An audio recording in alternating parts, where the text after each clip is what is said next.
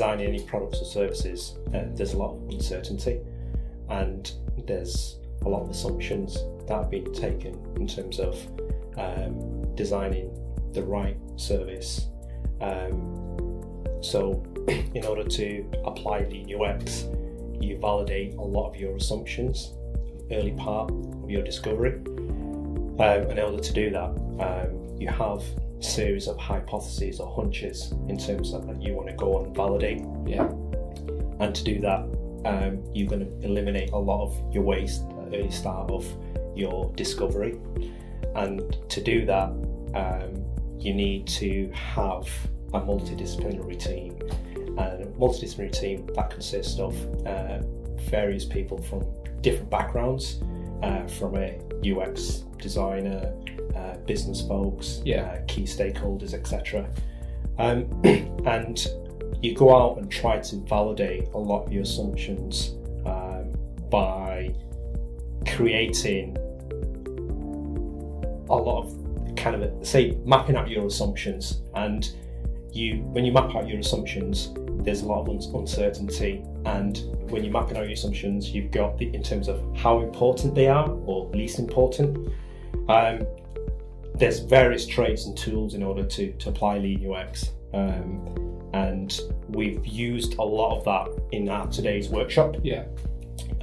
So we looked at in terms of who are the users and what are their needs, but also, what do we think the objectives or the goals are as for a business, but also center that around the users as well.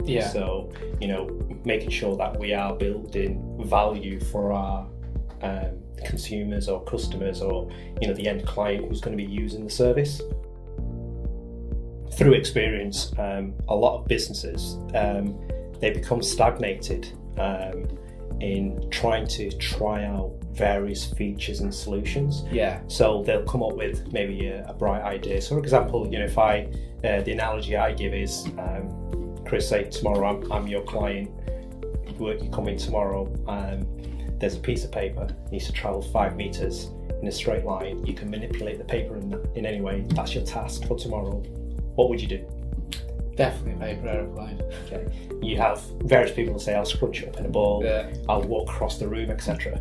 So we're not shy of ideas. We can come up with various solutions. And it's interesting, because there's always loads of ideas. Exactly. But which idea actually works? But who are you trying to solve the problem for? Why does that piece of paper need to travel 5 meters in a straight line? And this is why we need to ask the why. And go and validate that a lot earlier by doing user research. You do a lot of that early validation, speaking to your users, seeing what the problems, the pains are, and try to eliminate them, but also look at some of the needs that they need in order to the job that needs to be done. So that's where the Lean UX comes in, because you might have a hypothesis, you then build or create something rough and ready by various sketches or prototypes with no code behind. You don't even need to do any code behind that, and you go and get out of the building and speak to your customers. And there's easy, cheap ways of doing that by doing in the wild guerrilla testing, pop-up testing, etc., just to validate some of your assumptions as early as possible.